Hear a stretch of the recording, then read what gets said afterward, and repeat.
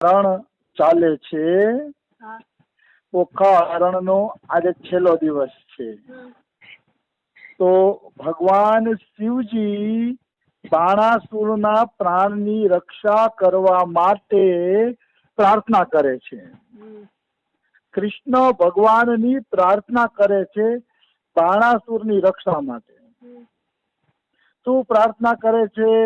એ મહાદેવજી, આપણે કાલે મહાદેવજીની સ્તુતિના થોડાક શ્લોક લીધા હતા. આજે એમાં આપણે આગળ વધીએ તો મહાદેવ કહે છે કે હું બ્રહ્મા, બધાય દેવતાઓ અને વિશુદ્ધ હૃદય વાળા ઋષિ મુનિઓ બધા તમારા શરણાગત થઈને તમારું ભજન કરે છે. મતલબ આ સંસારમાં જેટલા મોટા મોટા દેવતાઓ થયા એ બધા મોટા મોટા દેવતાઓ, ઋષિ મુનિઓ જે કોઈ છે એ બધા ભગવાન કૃષ્ણનું ભજન કરે છે. શું કામ? તો કે મહાદેવ કહે છે હે કૃષ્ણ, તમે જ અમારી આત્મા છો, અમારા પ્રિયતમ છો અને ઈશ્વર છો. આ અગત્યની વાત આવી. એમ કહે છે કે હે કૃષ્ણ ભગવાન, તમે અમારી આત્મા છો, એટલે અમારી આત્મામાં તમારી આત્મામાં કઈ ફરક નથી. પછી તમે જ પ્રિયતમ છો. ભગવાન સિવાય તો કોઈ પ્રિયતમ સંસારમાં હોય જ ન શકે. પ્રિયતમ કેવલ ભગવાન જ હોઈ શકે. એટલે જ અમારા સદગુરુદેવ ભગવાન એમ કહેતા હોય છે કે જયારે કોઈ માણસ મરી જાય છે તો રોતા રોતા બોલે છે કે હાય હાય, તમે અમને છોડીને ક્યાં વયા ગયા. તો બાબા કે આવું બોલવાનું થતું જ નથી. જેના માટે તમે રડો છો કે હાય હાય તમે છોડીને ક્યાં વયા ગયા, તો કે છોડીને કોણ ગયું? જે શરીર હારે તમે જિંદગી પસાર કરતા હતા એ શરીર તો તમારી સામે પડ્યું છે. તો કોના માટે રોવો છો? કોના માટે એમ કહ્યું તમે વયા ગયા? તો કે આત્મા વહી ગઈ ને એના માટે બોલે છે. શરીર તો એમને એમ પડ્યું છે પણ આત્મા વહી ગઈ છે એના માટે આ વસ્તુ બોલવામાં આવે છે. તો કહેવાનો ભાવ શું છે? ભગવાન પ્રિયતમ છે અને બધા શરીરમાં આત્મા રૂપે ભગવાન નિવાસ કરે છે. ત્યાં સુધી જ આપણે આ સંસારના માણસો પ્રિય લાગે છે. આત્મા નીકળ્યા પછી કોઈ વ્યક્તિ પ્રિય લાગતું નથી. એક જ દિવસમાં એને સળગાવી નાખવામાં આવે છે. એટલે ખાસ યાદ રાખવું કે આપણો પ્રેમ કેવલ ભગવાન સાથે જ છે, મનુષ્ય સાથે હોય જ ન શકે, સંભવ જ નથી. આવી વાત છે. અને કૃષ્ણ બધાના ઈશ્વર છે, તો એ પણ સાચી વાત છે કે કૃષ્ણ બધાના ઈશ્વર છે. કૃષ્ણ સિવાય બીજો કોઈ ઈશ્વર નથી.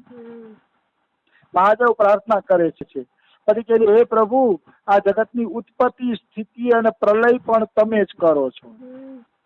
તમારા સિવાય કોઈ ઉત્પત્તિ, પ્રલય અને સ્થિતિ નથી કરતું. આપણે એટલે જગતની ઉત્પત્તિ તો બ્રહ્માજી કરે છે. જગતની સ્થિતિ તો વિષ્ણુ ભગવાનના હાથમાં છે. વિષ્ણુ ભગવાન જગતનું પાલન પોષણ કરીને ટકાવે છે અને મહાદેવ પ્રલય કરે છે. તો કે ત્રણેયના હાથમાં ઉત્પત્તિ, સ્થિતિ ને પ્રલય છે. તો મહાદેવ અહીંયા એમ શા માટે કહે છે કે કૃષ્ણ બધું કરવાવાળા તમે છો? તો કે મહાદેવ અહીંયા એટલા માટે બોલે છે કે આ તો બધા એમના નોકરિયાત છે. કૃષ્ણ આદેશ કરે કે સંસારનો પ્રલય કરી નાખો મહાદેવજીને, ત્યારે મહાદેવજી પ્રલય કરે છે. એટલે મહાદેવજી એમ કહે છે કે આ બધું છે તો તમારા જ હાથમાં, અમે તો ખાલી તમારા સેવકો છીએ. બ્રહ્માજીને કૃષ્ણ આદેશ આપે છે કે જાઓ તમે જગતના પૂતળાઓની રચના કરો. તો એ પૂતળાઓની રચનાનો આદેશ આપે છે ત્યારે બ્રહ્માજી પૂતળાઓની રચના કરે છે. એટલે એમાં મૂળમાં તો કૃષ્ણ છે. એટલે ઉત્પત્તિ, સ્થિતિ અને પ્રલય કરવા વાળા કેવળ અને કેવળ ભગવાન શ્રી કૃષ્ણ જ છે. એમાં કોઈ એટલે કોઈ શંકા નથી. આવી વસ્તુ છે. ભગવાન એક છે, અદ્વિતીય છે, જગતના આધાર છે, અધિષ્ઠાન છે. આવા ભગવાન છે. તો શિવજી એમ કહે છે કે હે દેવ, આ બાણાસુર મારો પરમ પ્રિય છે, મારો કૃપા પાત્ર છે અને મેં એના ઉપર કૃપા કરી છે. તો હવે તમે એને છોડી દો, મહેરબાની કરીને તમે એને છોડી દો. એટલે ભગવાન શ્રી કૃષ્ણ શું કહે છે? હવે કૃષ્ણ ભગવાન બોલે છે કે હે ભગવાન, હે ભગવાન એટલે શબ્દ પ્રયોગ કર્યો કે શંકર ભગવાન એ ભગવાન છે ખરેખર. શંકર ભગવાન અને કૃષ્ણ બે અલગ વસ્તુ નથી, એક જ તત્વ છે, બે ભગવાન છે. એટલે કૃષ્ણ ભગવાન પણ એને ભગવાન કહીને સંબોધન કરે છે. મતલબ હે ભગવાન, હે મહાદેવ, આ તો આપણી લીલા છે, લડાઈના અંતે ને બધું છે. બાકી તો તમારી વાત માનીને જ મેં બાણાસુર હારે યુદ્ધ કર્યું છે. કારણ કે પેલા જ તમે આને વરદાન આપી દીધું હતું કે જ્યારે તારી ધજા પડી જશે તો ત્યારે તને તારા જેવો લડવૈયો મળશે અને એ તારા અભિમાનના ચૂરે ચૂરા કરી નાખશે. તો તમારા મોઢામાંથી જે શબ્દ નીકળાતા એ શબ્દને હાચા કરવા જ મેં બાણાસુર હારે લડાઈ કરી છે, અને મારવા માટે લડાઈ નથી કરી.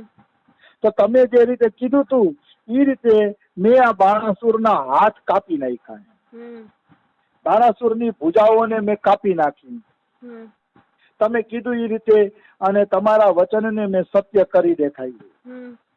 બાકી તો હે મહાદેવ, બાણાસુરને હું મારી જ ન શકું, કારણ કે મેં પ્રહલાદને વરદાન આપ્યું છે કે તારા વંશમાં પેદા થવા વાળા કોઈ વ્યક્તિને હું મારીશ નહીં. તારા વંશમાં જે વ્યક્તિ ઉત્પન્ન થશે, જન્મ લેશે, એને હું મારીશ નહીં.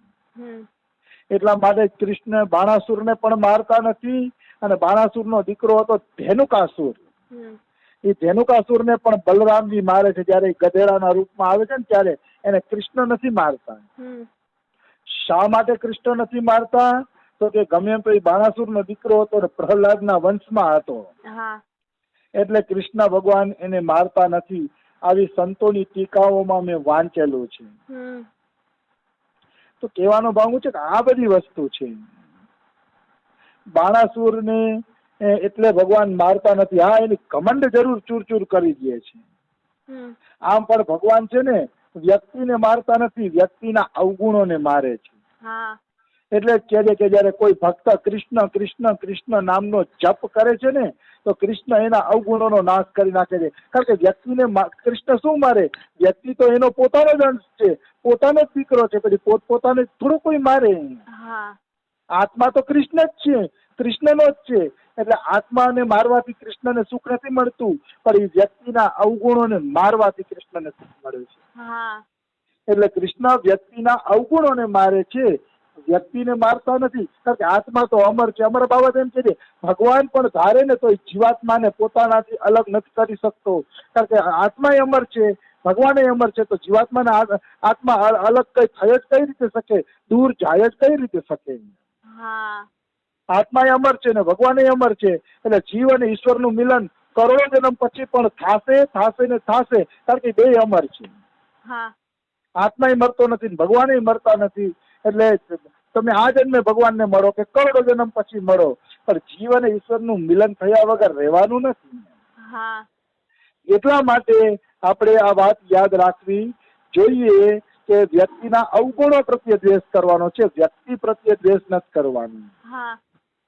આવી વસ્તુ છે. તો કૃષ્ણ ભગવાને બાણાસુરના અહંકારનો ચૂરો કરી નાખ્યો, એની 1000 ભુજાઓ કાપીને ખાલી 2 જ રહેવા દીધી, પણ એને બાણાસુરને ન માર્યો.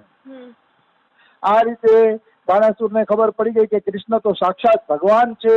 એટલે ધરતી ઉપર માથું ટેકવીને બાણાસુર કૃષ્ણને પ્રણામ કરે છે, અને પ્રણામ કરીને પોતાની પુત્રી ઉષા અને અનિરુદ્ધને લઈને રથ ઉપર બેસાડીને ભગવાનને સોંપી દે કે લ્યો આ દુલ્હા દુલ્હનને અમે તમને સોંપીએ છીએ. બાણાસુર ખુદ રથ ઉપર બેહીને એ 2 જણાને સોંપી દે છે.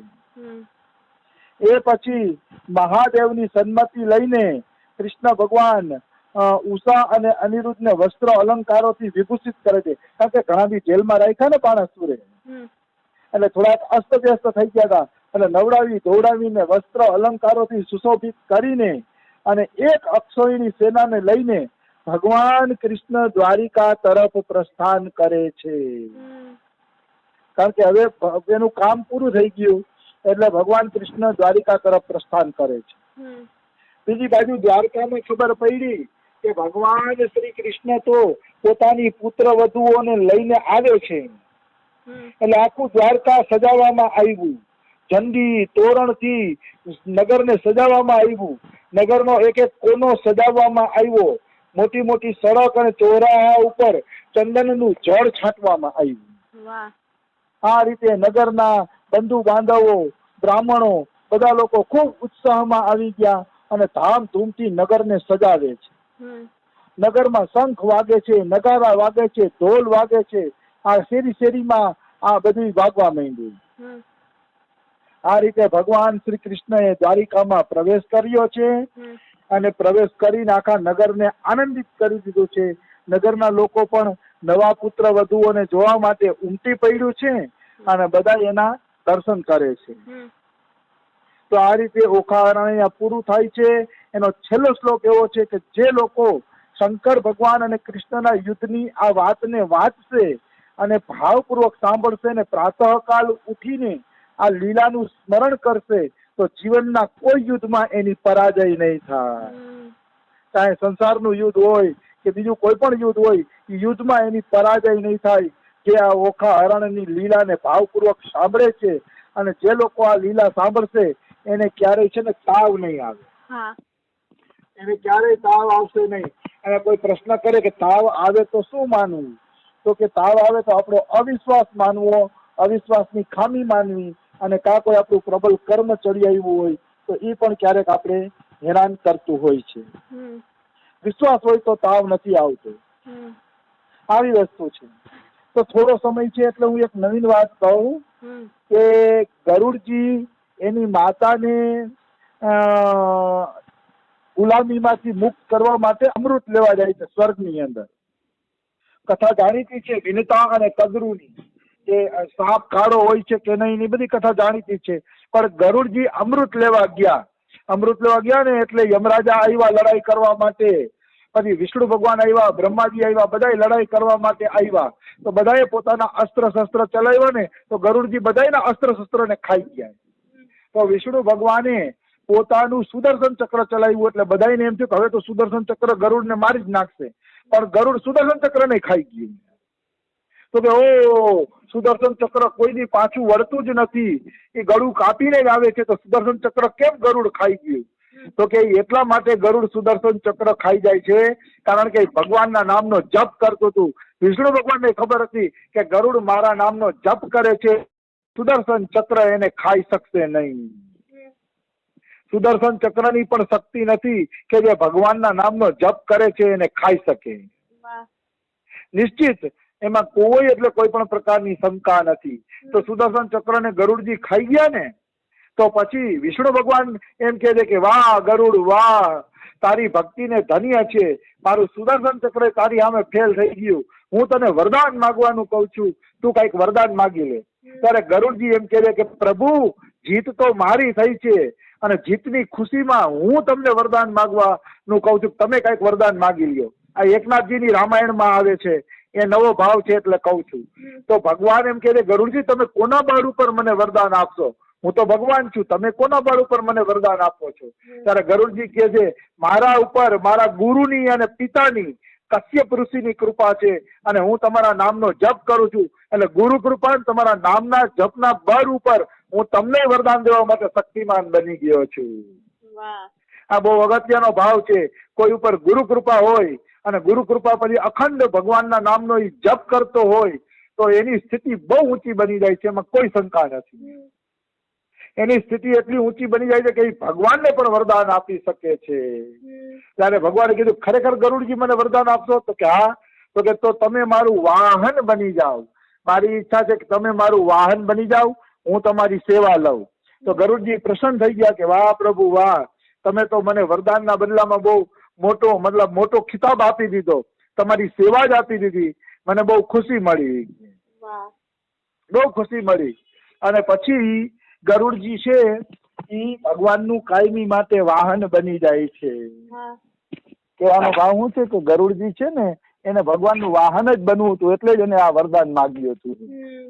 તો સમય થઈ ગયો છે, બીજું કાલે લઈ લેશી. રાધે રાધે, જય સિયારામ.